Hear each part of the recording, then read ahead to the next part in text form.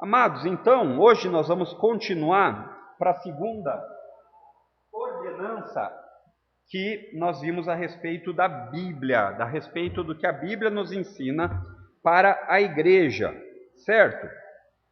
Só um minutinho aqui. Muito bem. Qual foi a outra ordenança que nós vimos semana passada? Batismo. E hoje nós vamos ver a segunda ordenança, que é qual? A ceia. Já está ali até fácil de ser lido, né, irmãos? Então, o que nós precisamos entender sobre a ceia?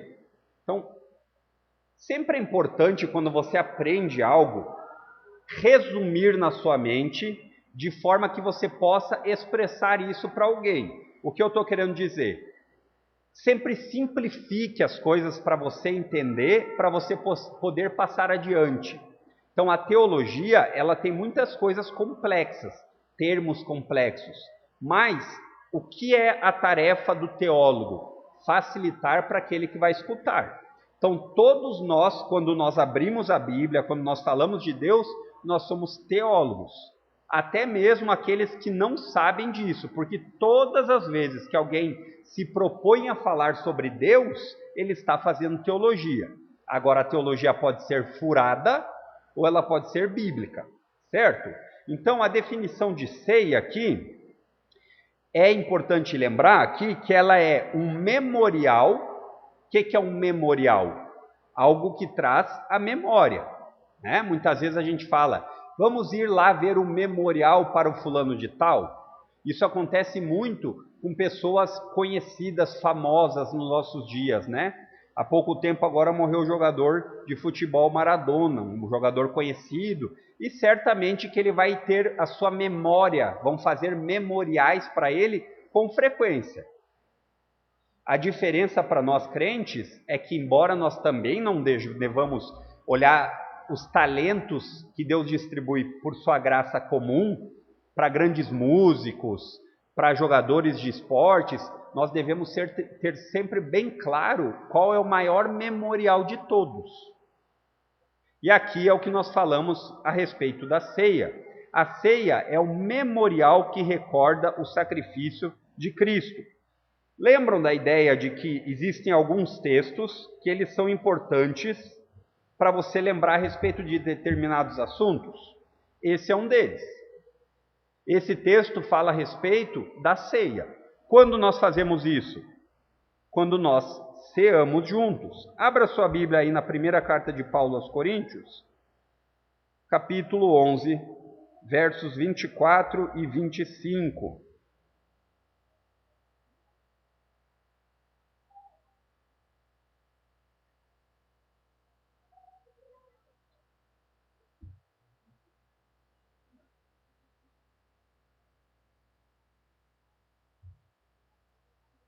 Então aqui, quem está falando é o apóstolo Paulo, e ele está falando para a igreja como deve ser feito o memorial da ceia.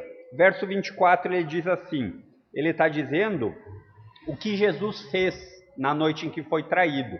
Então é um memorial que recorda isso. Ele diz assim, começa no verso 23 para a gente poder pegar um contexto. Hoje nós vamos falar várias vezes de contexto, você vai entender. Verso 23, pois eu lhes transmiti aquilo que recebi do Senhor. Aqui fica a prova clara que Paulo teve um contato com Cristo. Eu transmiti para vocês o que eu recebi do Senhor. Quando? Nós não sabemos, mas Paulo está dizendo aqui que recebeu. Então fica claro o porquê Paulo é um apóstolo. Mesmo que fora de tempo, por quê? Porque ele foi chamado depois, mas ele viu Cristo ressurreto.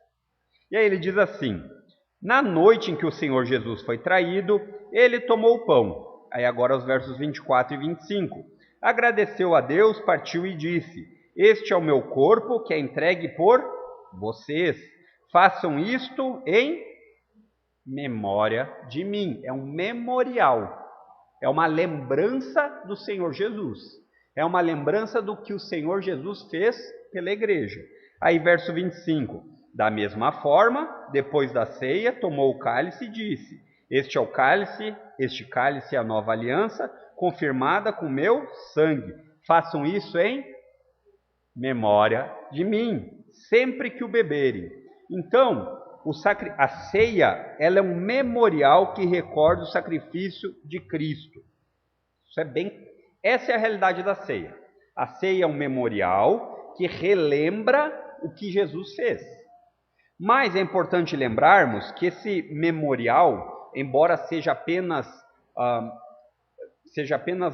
uma memória do que aconteceu, é claro que existe uma realidade espiritual que sobrepõe-se àquilo que é natural apenas, certo?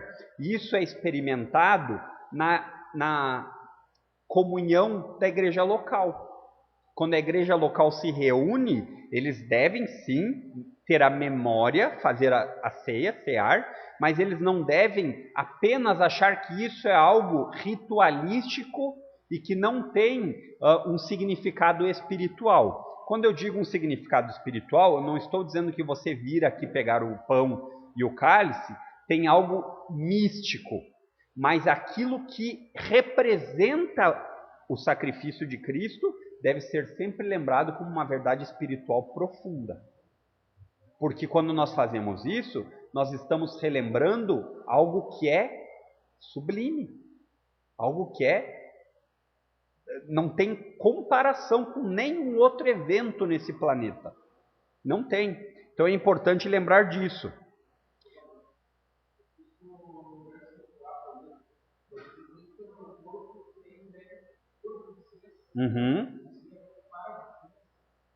Por vocês, depende da tradução, né? Vamos pegar aqui na Ara.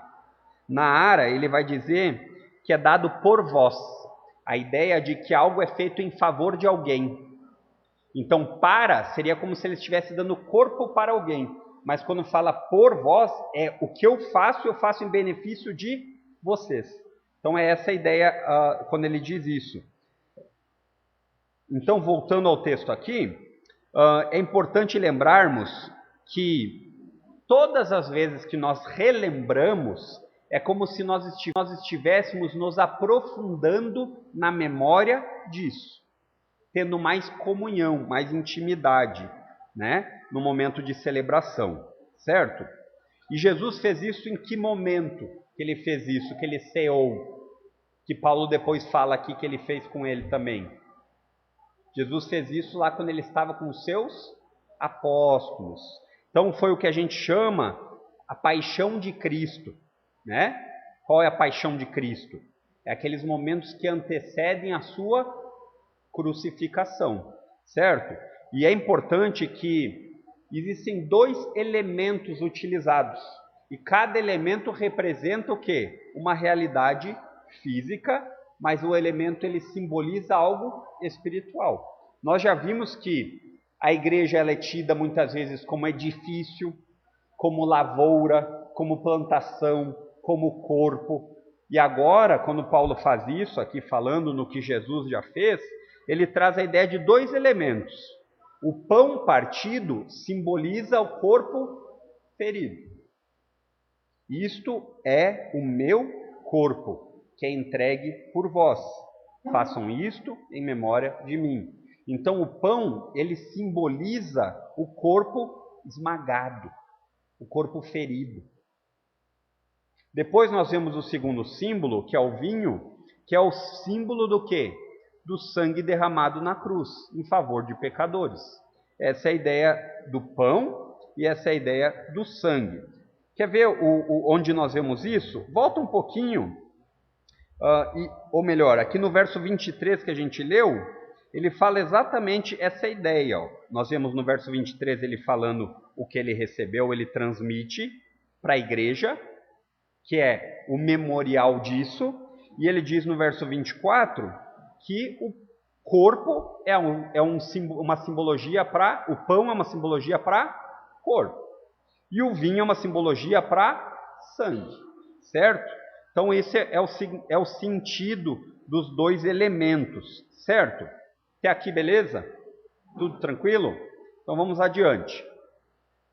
Quando a gente fala na ceia, a gente precisa compreender que a ceia tem um propósito tríplice. Nós vemos 3 propósitos basicamente na ceia. O primeiro deles nós encontramos, volta aí em 1 Coríntios 10, pouquinho antes, versos 16 e 17.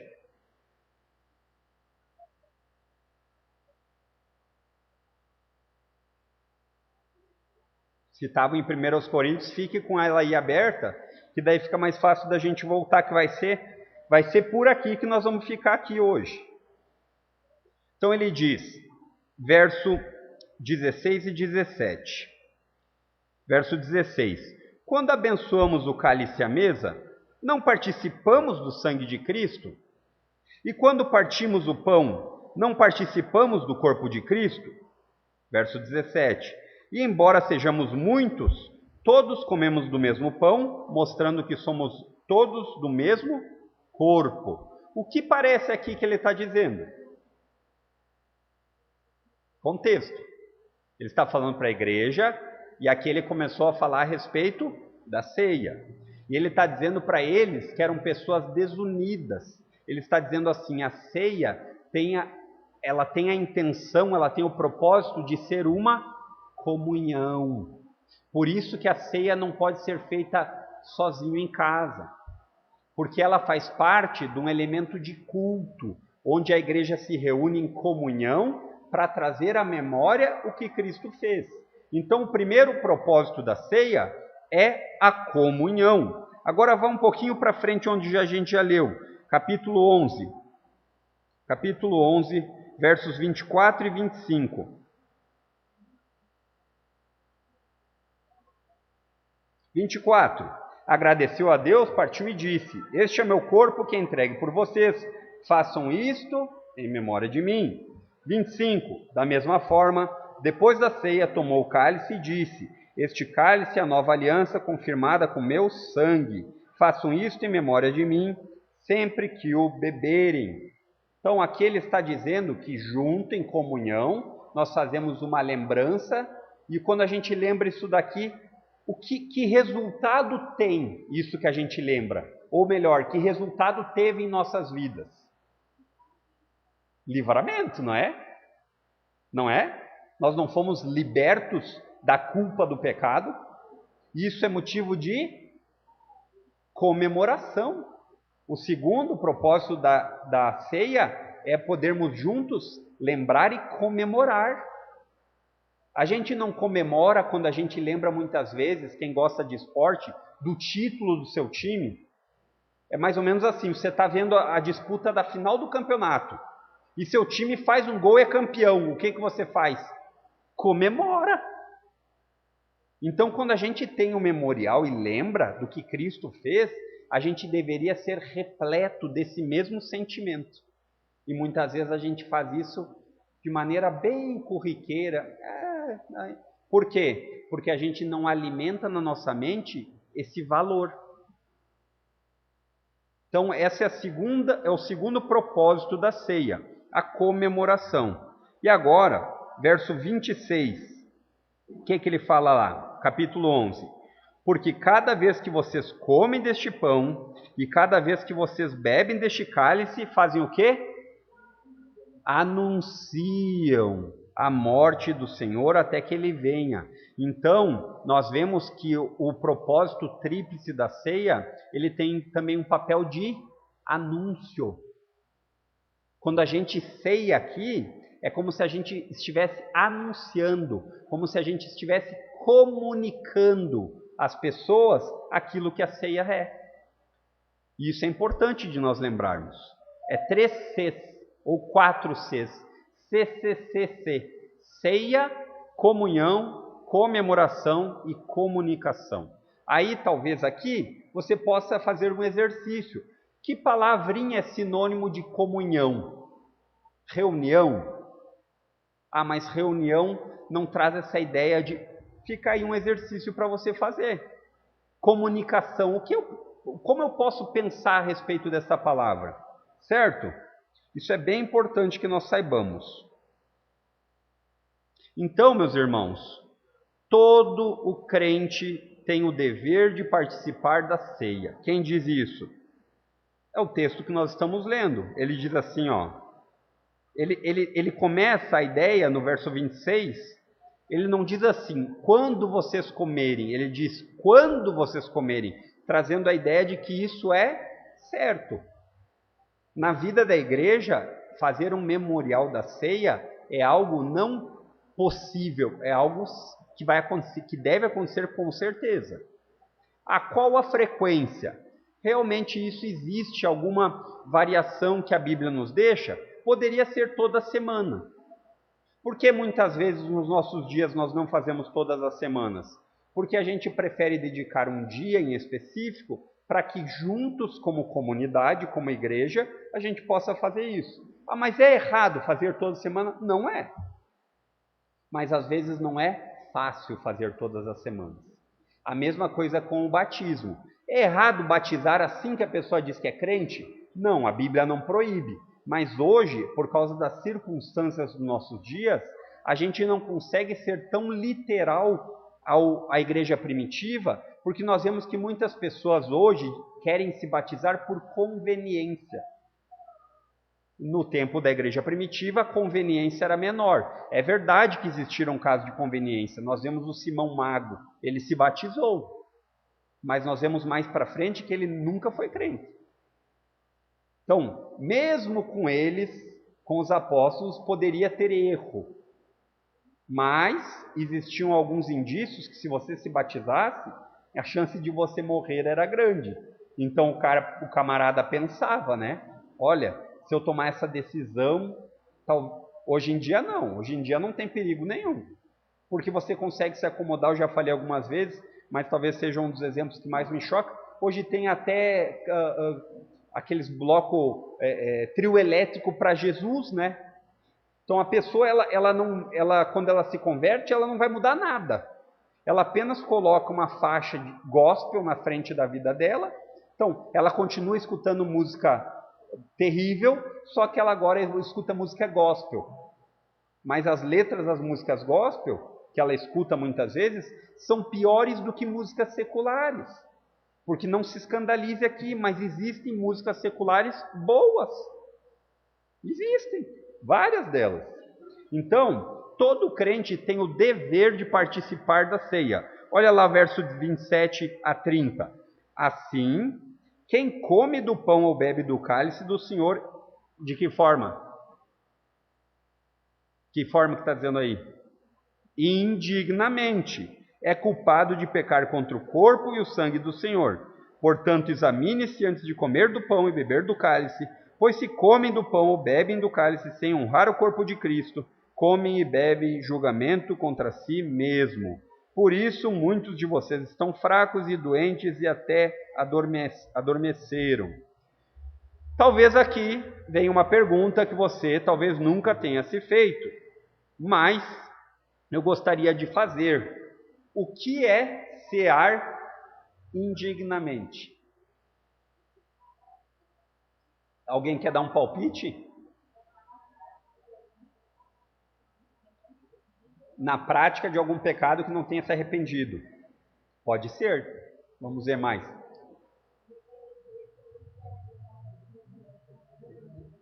Reconhecer o quanto é pecador. Creio que tudo isso deve fazer parte.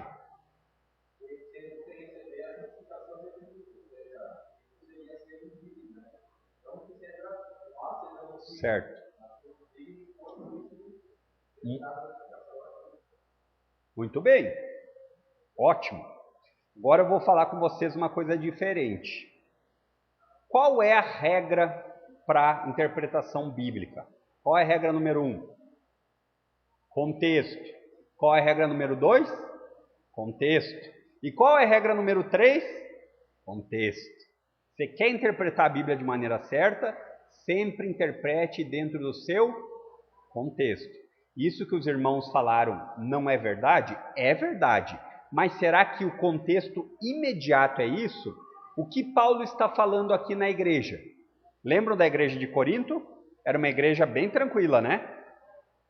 Tinha problemas? E qual era o problema que estava acontecendo aqui? Nesse caso específico.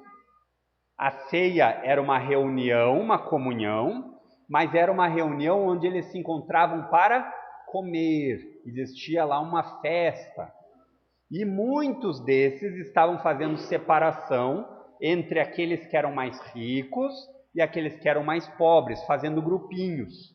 E outros iam lá apenas para comer e beber. A gente vai ver no contexto. Ele falou aqui que muitos se embriagavam. Então o cara ia lá e só queria encher o pé de cana. Esse é o contexto. Então cear indignamente já parece começar a clarear um pouco mais. Volte um pouquinho aí para o verso 18. Capítulo 11, verso 18.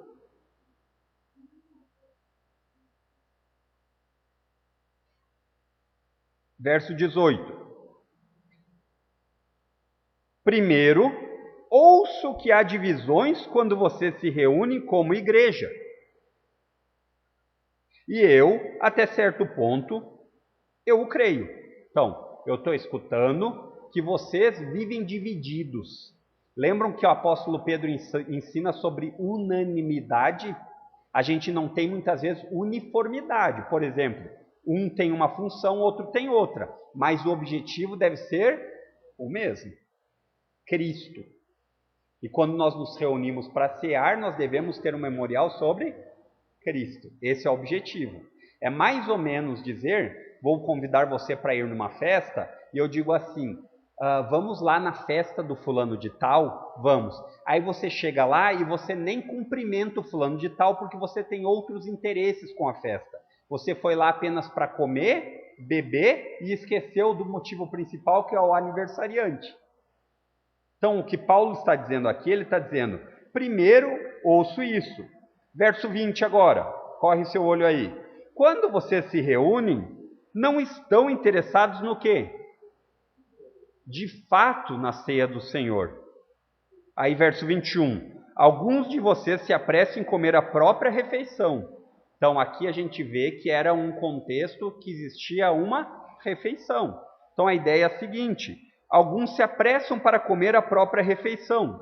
Aí qual o resultado disso? Como resultado, alguns passam fome, enquanto outros ficam embriagados. Então vamos lá. Igreja Bíblica Luz do Mundo. Nós vamos fazer um almoço de confraternização na casa do irmão Marcos nesse domingo. Mas chegando lá, eles já estão todo mundo lá. O Marcos, a sua esposa, e eles compraram picanha e filé mignon.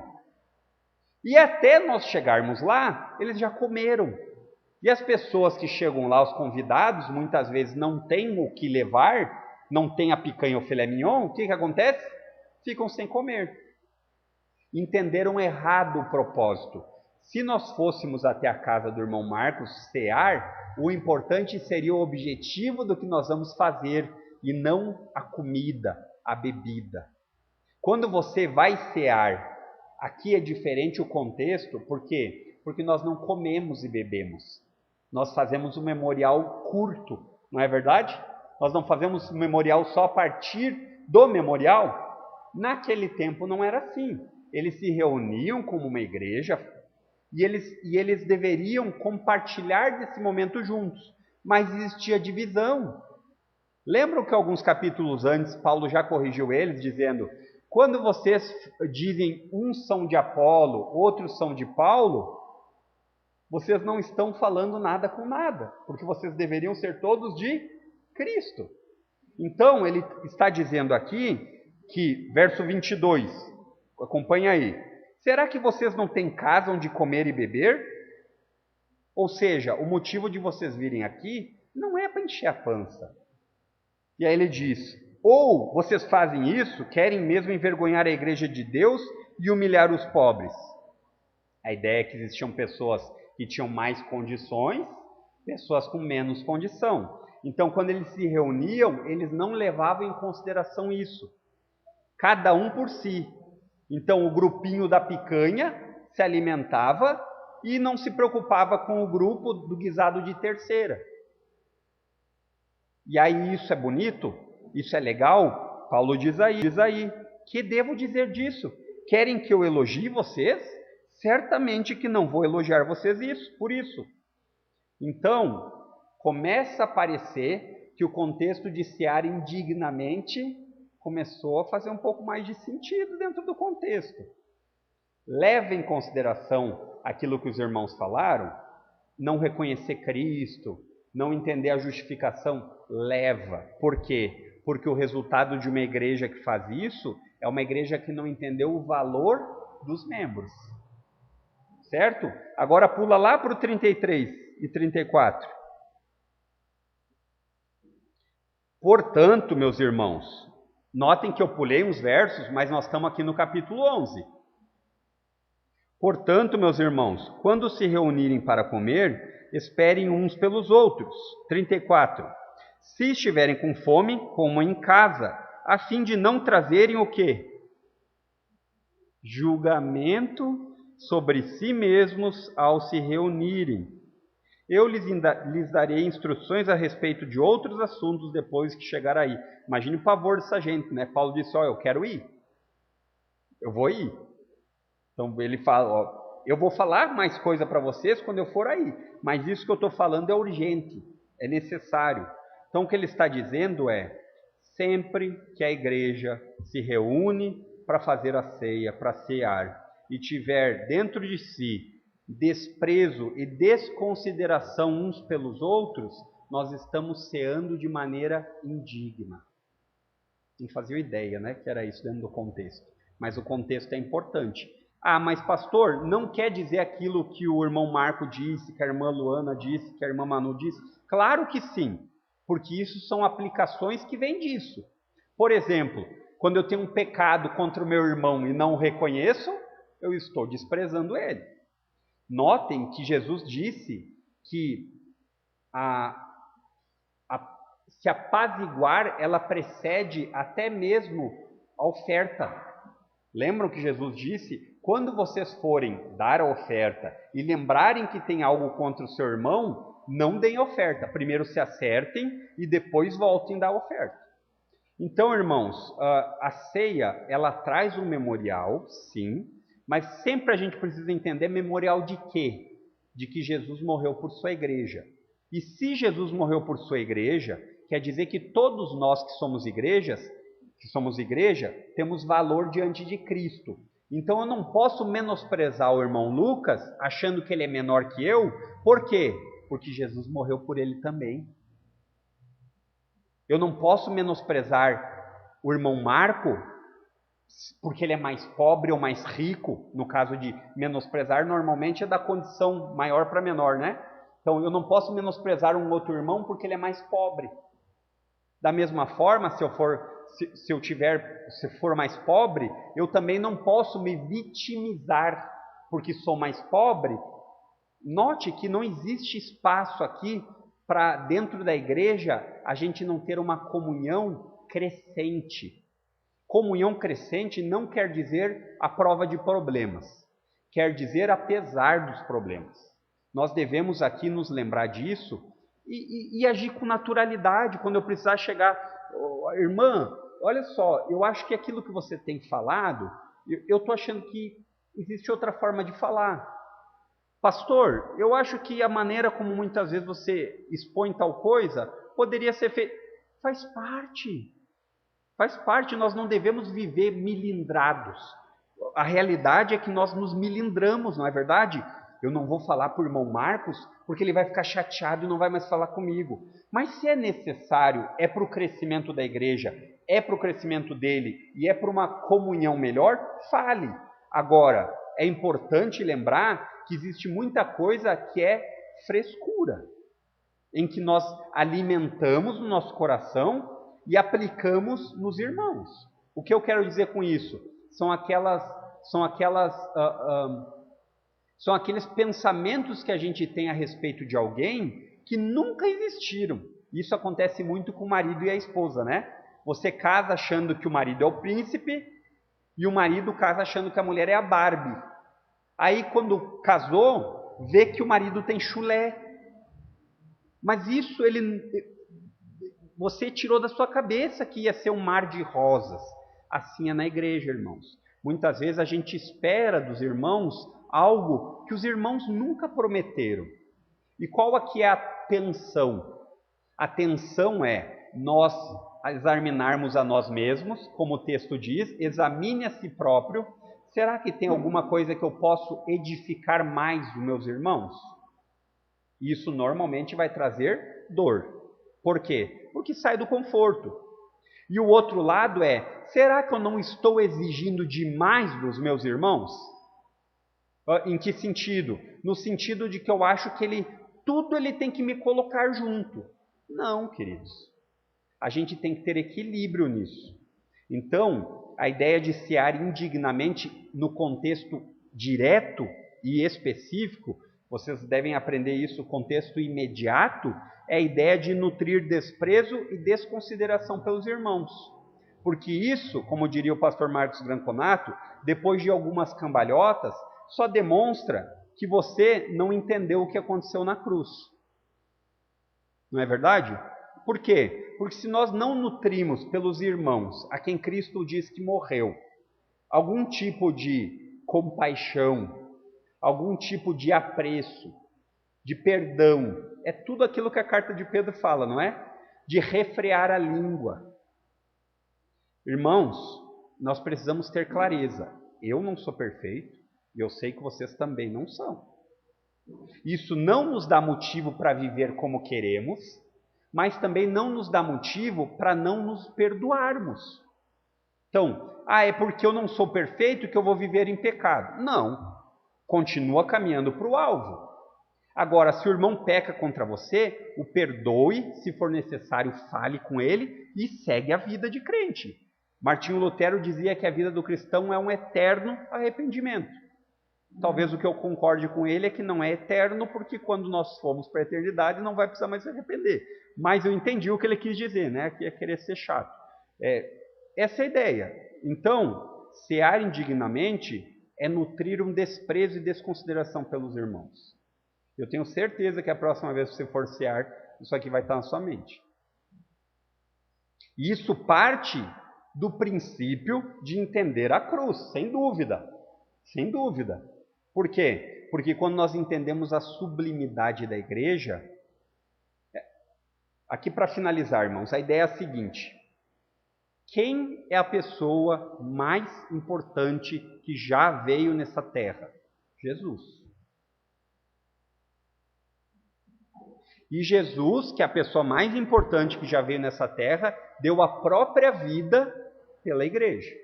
Então, a lógica é, se Jesus é o mais importante de todos e a igreja foi salva por causa de Cristo, o resultado é a igreja tem valor. Valorize.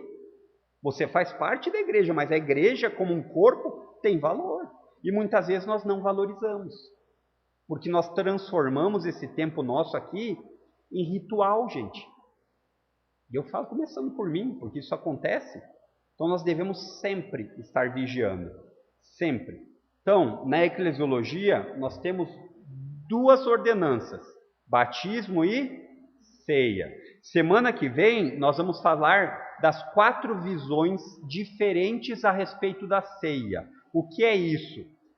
A ideia de visões diferentes é o que estão nos elementos. Existem 4 posições. Existe a posição católica romana, luterana, calvinista e zunglianista. Se é que existe zunglianista. Então calma, não seja rápido. A minha posição é calvinista. Não é porque você é calvinista na maior parte das suas coisas que você... Então, semana que vem, eu vou explicar isso, se Deus quiser, e aí você vai pensar a respeito disso. Tá bem? Então, até domingo, irmãos.